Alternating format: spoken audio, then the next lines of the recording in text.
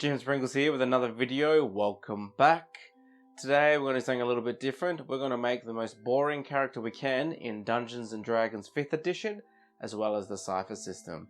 And what we're going to make is me. That's right, we're making me the most boring Dungeons & Dragons character, the most boring Cypher character.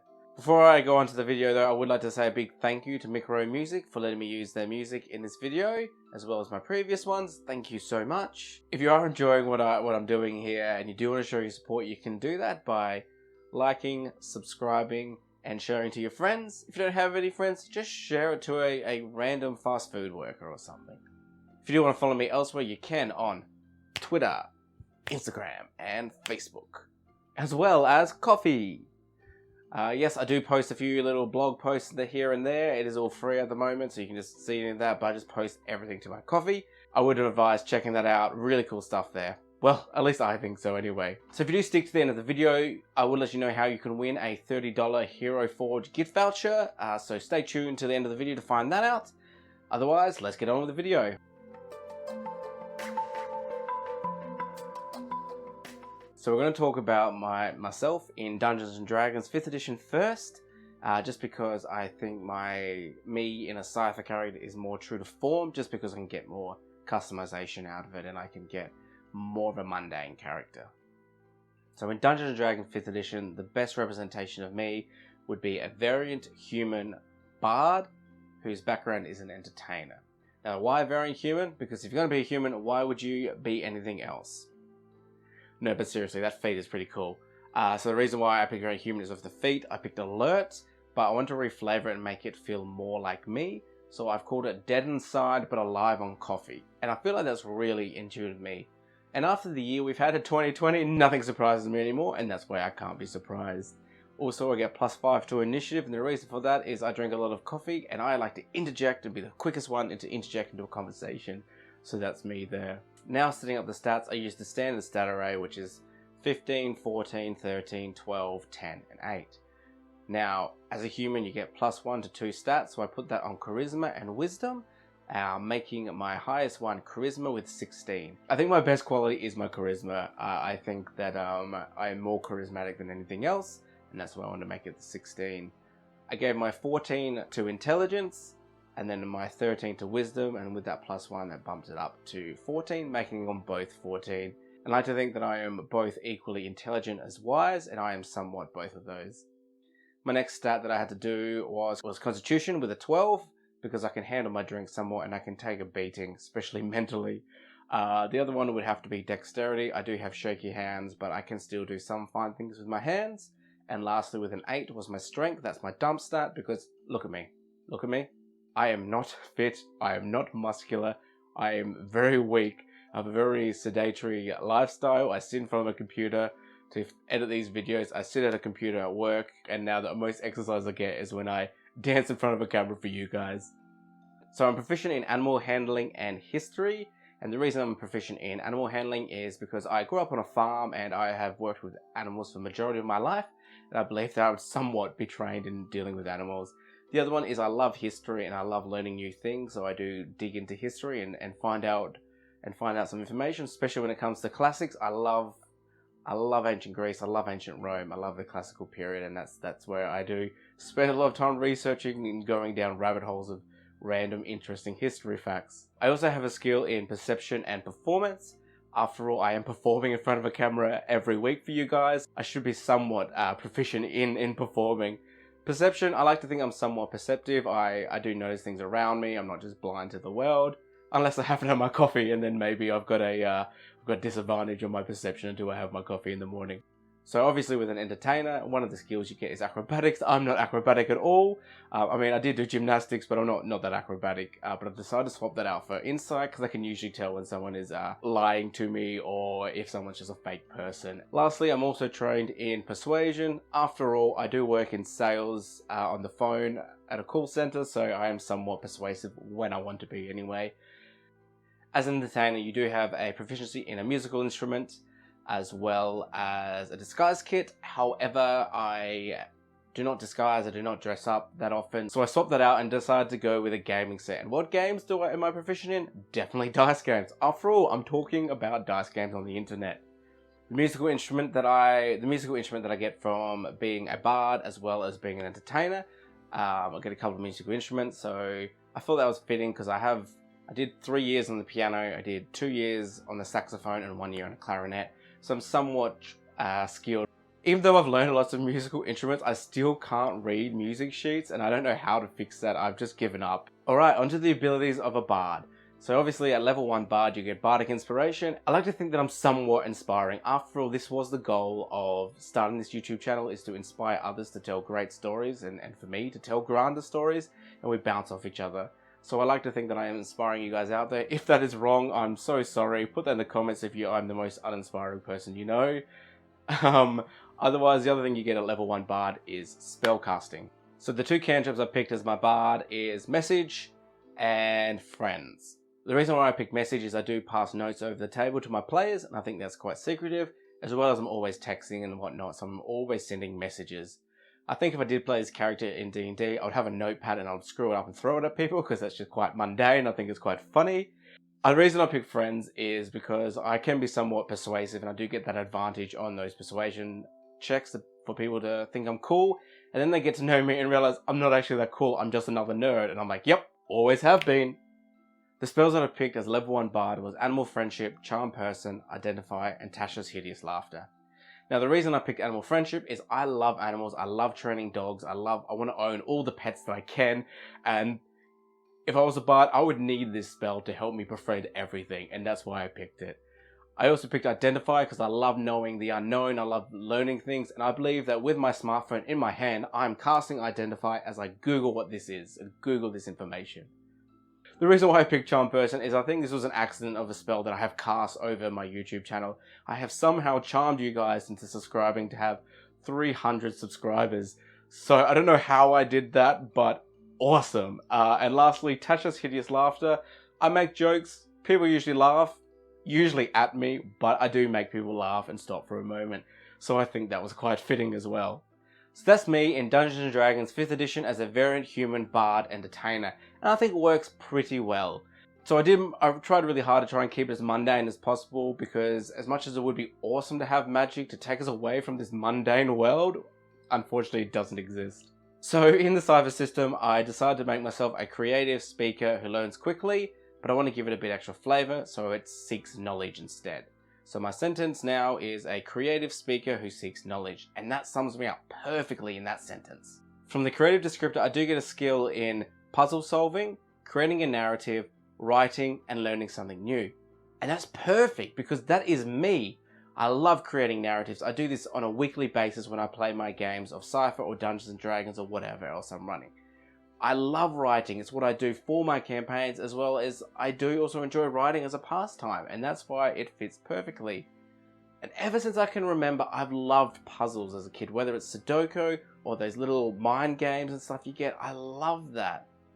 As well as seeking knowledge, this fits me perfectly because I'm always looking out how I can learn new things, and this is why this descriptor fits me perfectly, and I'm so happy with this. However, as you know, with descriptors there's always a negative, and the inability is in positive social interactions. Because yes, I am awkward, and it took me a long time to get comfortable talking to a camera, or even just talking to people. Later on though, I will get a skill from the speaker that gets me training in public speaking and persuasion, as that's the skills that I've learned from my YouTube video and my job trying to sell newspapers. So obviously that will balance that out. But yes, without that training and without that effort, I am quite awkward. Now with the descriptor out of the way, let's move on to the speaker part and work out my stat pools. So as a speaker, you start off with a might pool of 8, a speed pool of 9, and an intellect pool of 11. Plus your 6 points you get to divide up among those pools. So immediately, I get plus 5 to my intellect because I get 2 from my descriptor, as well as the ability from learning quickly, which is enhanced intellect. I get a plus 3, making that 16 in my intellect pool. Now I did put 1 point into my speed pool, making that 8, and I put the other 5 points into my intellect pool, making that 21. So after all that, I think my stats work quite well, and they're very similar to the Dungeons & Dragons 5th edition stat. I've got my 8 in my might, just like I've got my 8 in my strength in D&D. I've got my 10 in my speed, just like my 10 in dexterity in D&D, and everything else is 21 because my intellect stats all really fit well together, and I think that's why that makes it a 21. And I think it's quite good. It works. And of course, I'm better at intellect actions than speed and might, so that's why I have an edge in 1, and that makes perfect sense with the speaker. So before we get into the abilities of the speaker, I just want to run through the abilities that I get from my focus learns quickly, or what I've changed the name to, seeks knowledge. Obviously I get those +3 points to my intellect pool from the enhanced intellect, but I also get the ability of there's your problem, which gives me training in problem solving, which works perfectly. And the examples I give is giving a shot of insulin to a cat, how to pack a truck, and how to calm an enraged customer. And that works perfectly because I love problem solving. It's one of the things why I do what I do in the call center.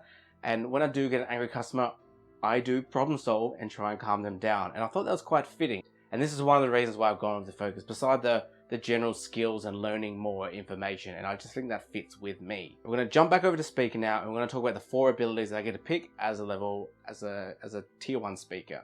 So straight away, when I was looking over the speaker abilities, I decided I needed to take anecdote and encouragement. And the reason for this is I love encouraging people. I want people to be their best and do their best, and learn as much as they can and be the best version of themselves. And the reason I pick anecdote is because I seem to have a story for every situation. It doesn't always help. In fact, more than not, it probably doesn't help at all, but I have a story, and that's what it's about. The other 2 skills I picked from speaker was understanding as well as interaction skills. So I've got interaction skills because now I've leveled up from a NPC to a tier 1 speaker, and I have some interaction skills now. So now it removes the inability from my public speaking and my persuasion, because if I really put effort in, I can be persuasive. If I really put effort in, I can do well at my public speaking, hence me right now in front of this camera. And understanding obviously comes from me just wanting to look at a scenario and take in as much information as I can. And that was perfect for me, and that's why I had to take that ability. But yes, that's 2 characters done. It's my creative speaker who seeks knowledge and my variant human bard who is an entertainer. So there's obviously a few differences in the skills, and that's the main thing I want to talk about. Otherwise, everything else is pretty similar. You've got your bardic inspiration, which kind of covers anecdote and some degree encouragement. Not quite, but similar enough. And the understanding is the alternative to the perception skill that I've got in the Dungeons & Dragons 5th edition character. Obviously, there's also the skill in persuasion and performance.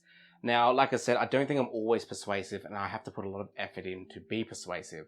And I think that's the difference between Dungeons & Dragons and 5th edition, and I think this is where it works quite well. Because I'm not always persuasive, and I think that's where Cypher System just fits a little bit more. And my performance skill is the part that I'm skilled in is public speaking. And that's only if I put a lot of effort in. I think that's quite fitting as well, to have that performance as my public speaking and my public speaking skill, which is not a training, but just a flat roll now, and I've removed the inability from that. Obviously, there's the insight from the Dungeons & Dragons one, and the understanding kind of covers that in the Cypher, because once I look at a scenario and I take it in, I can understand the situation, and I can get an asset on that positive social interaction, which I think is calling bull when I see it. You will notice that I talk about how much I love history, but I didn't have a skill in history in Cypher. A couple of reasons for this. I think my love for history really comes down to learning something new, and the way I would run this character in Cypher with my GM is I would try and use my learning something new skill to apply it to history tasks, because that's probably more accurate. Is I don't know everything about history. In fact, I only really look at the classical period. And even then, I don't know much about ancient Rome or some of the other cultures. I just know about the classical period of Greece. And I think that makes sense because it's all about learning new things, not necessarily knowing history. If I were to play my speaker in Cypher and try and keep it as accurate as me as possible, one of the skills I would pick up in an advancement would probably be animal handling, because I do like animals. I like handling animals. I think I'm skilled in it. Unfortunately, though, I couldn't get that skill to start off with unless I lost one of the other abilities, and I didn't want to do that either. I think that's the one skill I'm okay with missing out on, because I haven't worked with animals for a few years now, so I might not be as skilled as I once was. And honestly, if I do get a dog one day, I'm going to have to probably retrain myself in that skill anyway. So it all kind of makes sense in the narrative. If you have been watching my videos and you have been looking at the differences between Cypher System and Dungeons & Dragons 5th edition, you will notice that there's a whole thing of edge and effort. And I think this is where the big differences come from these characters, is that some of these skills that I'm not trained in, I can put effort into to obviously have it ease, and I think that makes sense to have that easing by putting effort in, and I think that works quite well. Obviously, the other part of it is you have a lot more options to try and keep your characters mundane in Cypher System because it's non-genre specific. Okay, now we've got to the end of the video. It's time to announce how you, yes you can win a $30 voucher to Hero Forge. All you have to do is accept this challenge. I challenge everyone who is watching this video to make yourself in your favorite tabletop role-playing game. I don't care what system it is, I want to know how you would make yourself in that system. Obviously, I did Dungeons & Dragons 5th edition and Cypher System because that's the two systems I know very well, and that's why I want to do it. To be able to win this, I do need you to put in the comments what you are in your favorite system and explain why. I'll pick 20 of the best justified characters in the comments, and I'll roll a d20, and one random person will win a $30 gift card to Hero Forge. So you can make your mini your way and paint it or whatever you want to do. Couple of rules though. You have to start at level 1, tier 1, or whatever starting level, or whatever the starting point is in your system. The other thing is, if you can roll for stats, I think you shouldn't be rolling for stats. You need to use a standard array or point by or whatever equivalent that is, just to make it so you can't just say that you rolled the highest of all stats, because I'm not going to believe that. Also, you have to use official books from your game system. So if you're using Pathfinder, you have to use Pathfinder books. If you're doing it with Dungeons & Dragons 5th edition, you have to use official Dungeons & Dragons 5th edition books. No homebrew, no third-party content. So the reason why is I want to be able to go, oh, I don't know what this subclass is, so I can pick up a Pathfinder book or whatever system it is. I can read it and go, okay, this is what book this is from. Perfect, let's do that. You have to try and make it feel as mundane as possible. Obviously, with stuff like Dungeons & Dragons 5th edition, Pathfinder, it's going to be quite hard because it is such a magical setting. However, if you can justify why you get this magical effect and how to make it feel as mundane as possible, the better. Also, if you do use feats like I did, try and make them seem more mundane and more personalized to yourself. Bonus points to anybody who reflavors or rewords things to make it feel more personalized. Example, it would be a wizard and saying I'm an IT wizard, so IT professional instead of the wizard class. Or do what I did with the alert feat and make it dead inside but living off coffee. Something like that. The more personalized, the better, of course. Good luck and may the odds be in your favor. If you do want to see what I'm up to, you can follow me on my social medias, which are all in the description below, or follow me on Coffee, where I post everything, including these videos. Otherwise, have a lovely day, keep rolling those dice, but don't let them define you.